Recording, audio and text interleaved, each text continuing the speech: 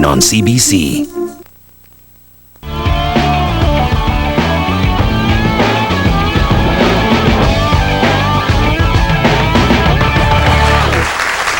Quarterfinal action coming away from the Bolorama Bayfield in Barrie, Ontario. And this should be an interesting one. Darryl Rollins, our defending champion, against Larry Richet from Kamloops. Richet bowling at 213 in his opening game. Compare that to 237 for Rollins. Won by a single pin, 237 to 236. And there's the young man who carries the title of CBC champion from a year ago. Both our players won their first round matches in the 9th and 10th frame, getting strikes and spares when they had to. Rollins has a history of opening with strikes, and he's just put one on the board there. Put some very, very early pressure on Larry Richet, the number 8 seed, 54-year-old from Kamloops.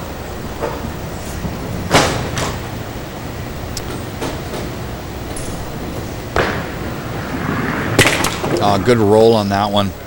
Yeah, it's thick with that backup. Leaves himself the left corner.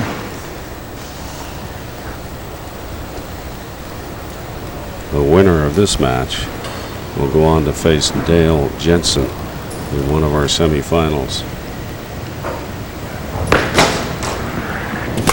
Good spare. Larry's been consistent. He had one corner left the last game and made that spare, and that was in the 10th frame when it counted the most. Richet moving over to lane number 9 here at Bolorama Bayfield. The left line. Working on a spare. Center arrow crosses over. Ooh, wow. Aces. Bad break. Backup ball thin in the right-hand side. The bowling ball just skips right past that right corner. And because of the angle, you just cut the 3-pin right off.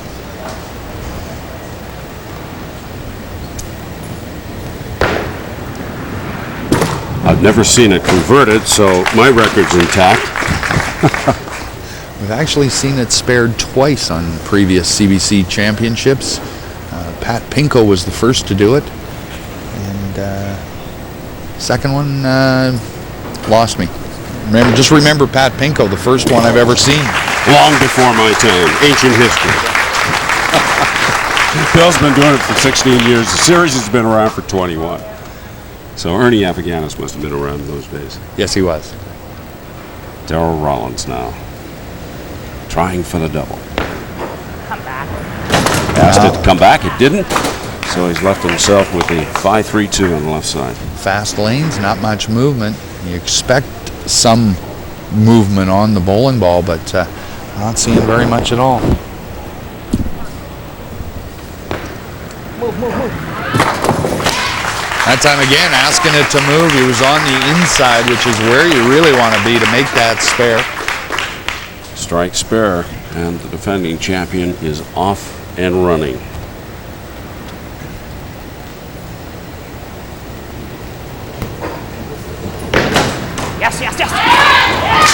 Yes. Crosses the arrows, get good stuff on it. You know you got a chance. That was a great looking shot. Just no question. Bowling ball actually took out the right corner pin on that.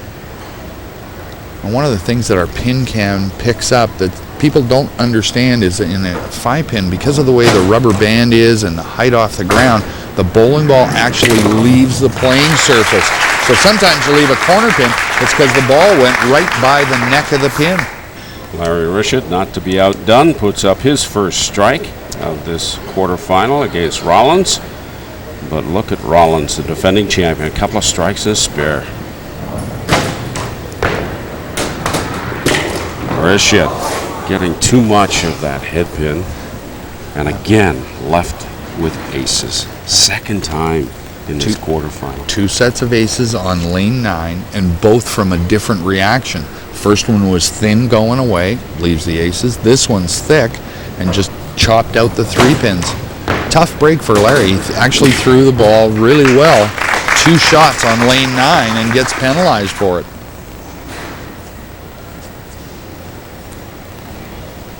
You want aces in poker, but not in 5-pin bowling.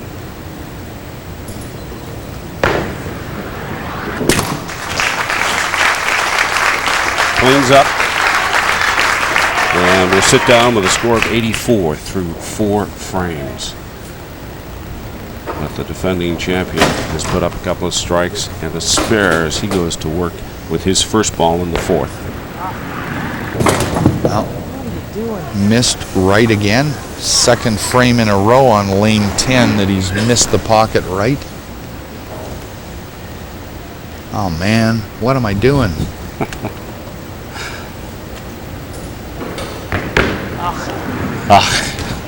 Now that's a really big error there. You're working on a strike and you count 5. You've got a lead in the match. I mean, that ball was right from the time it left his hand. There are certain noises and sounds we don't have to translate as his dad, Arnie Rollins, looks on. He can feel the frustration for his son. He left the 5-pin that time. So he counts 10 in the frame and goes to 90. Force that one back on the inside. Lane number 9's been pretty good to Darryl. 2 strikes on that lane. And what happens when you make mistakes and he's missed twice in lane 10, you come back on the next lane and you force the ball just a little bit. That one, it looked like he took a little bit of rotation off of it. It got to the head pin, but it had nothing on it at all. Well, it looked in the beginning as if Rollins was just going to blow Richet out of the water, but Rollins has come back to Larry Richet. Richet's big problems: aces in the 2nd and 4th frame, strike in the 3rd, spare in the 1st. But Rollins has struggled in the 4th and now in the 5th. Darryl cleans it up for 15.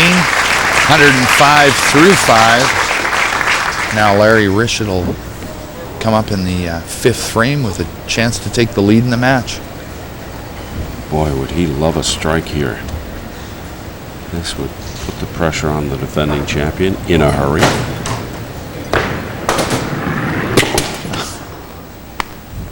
Same old, same old. Got a chance, punch, get a bad break. Watch this, no movement at all. Plunk straight back, right into that pin cam.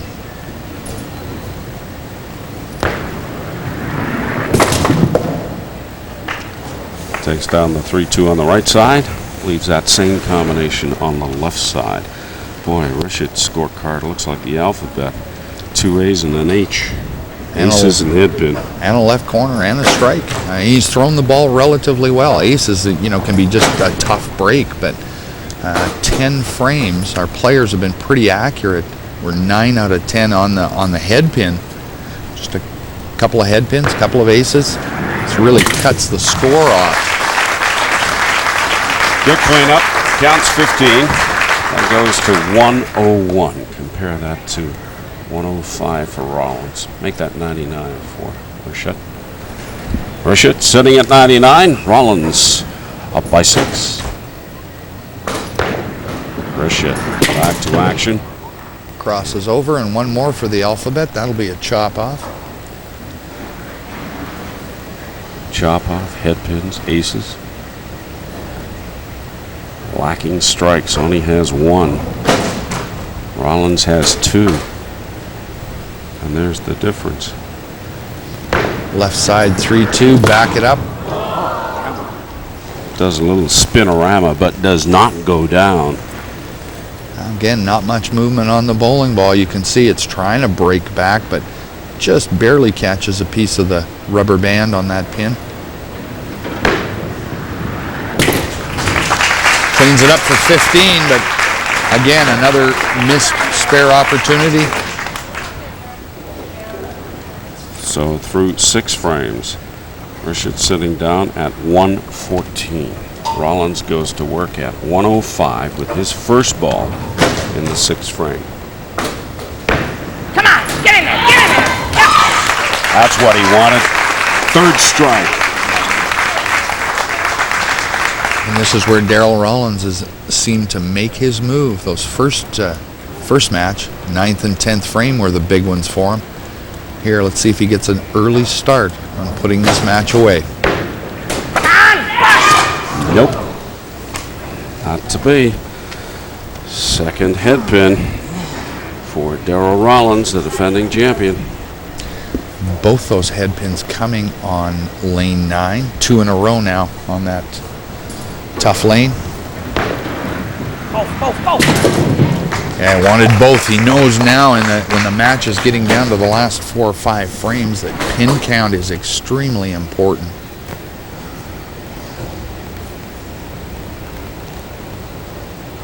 Richet can only sit and watch. Rollins knew it was a bad ball the moment it left his hand. He leaves the 3 and the 2 on the left side, and he goes to 140 through 7 frames as Larry Richet now gets up, sitting at 114 as he prepares to deliver his first ball in the 7th. Rollins giving himself a lecture. Well, that one wasn't even really very close to staying on the lane and making contact. Second head pin of this quarterfinal for Larry Richet. Again, just about catches a piece of the 3-pin with that bowling ball, but drove the head pin straight back. Difference in this match may boil down to what you left on the pin deck. So far, Larry Richet has not left a pin on the lanes. And Darryl has left 10. And we've seen matches won by or lost by less than that. You can't leave him standing, folks.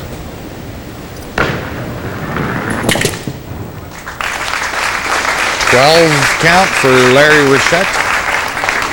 Still in this match, but got to make a move. Got to avoid that head pin. 140 to 126.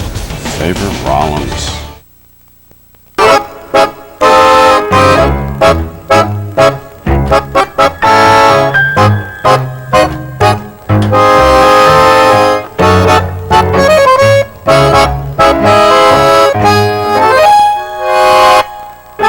Cranberries and oranges don't go together. Oh, yes, they do. Introducing Tim Hortons Cranberry Orange Explosion Muffins with real fruit and fruit filling. With a coffee, just $1.79. Hey guys, meet the new guy. Hey. Hi, I'm Bob Holtkamp. Hey, help yourself to some snacks. Speaking of which, you know what would taste good about now? Yeah, a big, hot and juicy cheeseburger. With everything. I can almost taste it. Telling me, if there were a place to get a hamburger that good this late, I'd not only drive, I'd buy. Really? Wendy's classic hamburgers are made fresh, so they're always hot and juicy, so you can eat great even late. You must be the new guy. Yeah, thanks. Wendy's, it's better here.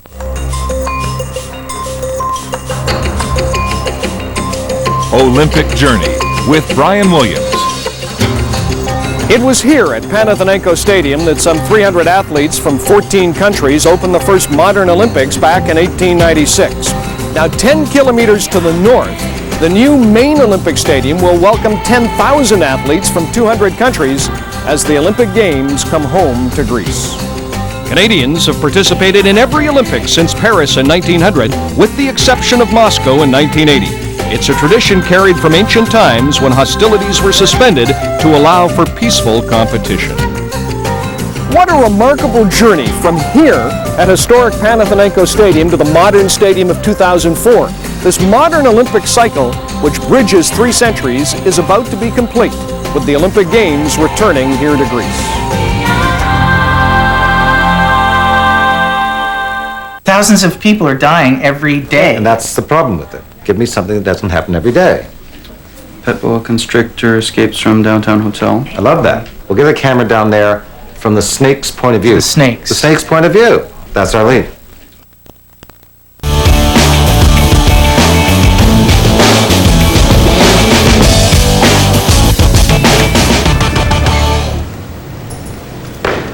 Well, Richet has a potential of 261, Rollins 275 before he delivered that ball. Second head pin in a row. Good looking shot. Stands up real straight at the foul line, and it's disappointing. Throw a good ball, punch. And then come back, throw a decent ball, punch a 3-pin. So he's got both the corners remaining and the 3-pin on the left side. Larry, 8 for 8 on the head pin, and no game to show for it. That's, you know, a couple of aces, a couple of head pins, but boy, you don't leave yourself anything to spare. It can make a long game. And he sits down at 137 through 8 frames. Still smiling, but shaking his head. Boy, what do I got to do to get away from head pins and aces? That's a big shot from Rollins. Yes, huge for the defending champion as he picks up strike number 4 in this quarterfinal against Richet. 2 in a row on lane 10 for Darryl Rollins. Little bit of movement, right hand pocket. That strike looming large for Rollins in the 8th. Oh yes, oh yes. Yes, and another strike. A double for Rollins. We have seen this movie from this young man over and over again, coming on strong late in the match. He's making good shots. He's only missed the head pin once in this match out of 9 frames, but that double in 8 and 9 is just huge. Now, Richet knows what he has to do. Big lift on the ball. 3-pin, you could see it just died, rolled over, didn't take out the right corner pin. That was just because he was a little bit high on the pocket. That's his first right corner pin of the match.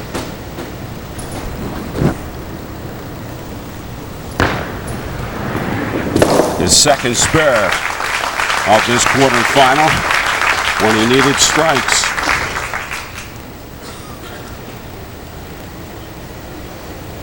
Still got a possible 212. He's going to need all of those if he expects to advance in here. He's had one of everything this game, Steve. Aces, head pin, left corner pin, right corner pin. Now a head pin split. Boy, tough game for Larry Richet. He's thrown the ball well and just no results. But he's had all the things you don't want. Well, that's true. You prefer a lot of those little X's like Rollins has been able to put up in the closing frames of his matches whenever he's appeared on our series. Outstanding clutch bowler. So, Larry Richet sits down at 175. His troubles began in the 2nd and 4th frames with aces, and then he had head pins in the 5th and 7th and a split in the 10th. That total of 175 just won't cut it. Rollins now for the triple. And he's done it! Big smile. Threw the ball pretty well, but he does get a break on this one. Head down position. Eyes on those arrows at 15 feet. A little bit thin. Caves in the left-hand corner. Thin again. Leaves the left 3-2.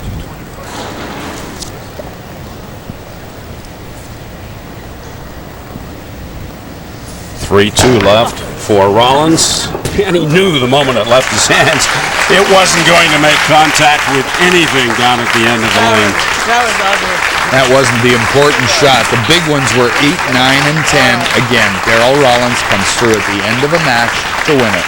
The defending champion stays alive. He wins his quarterfinal in our CBC series and will advance to the semi against Dale Jensen. It is Rollins winning it 250 to 175.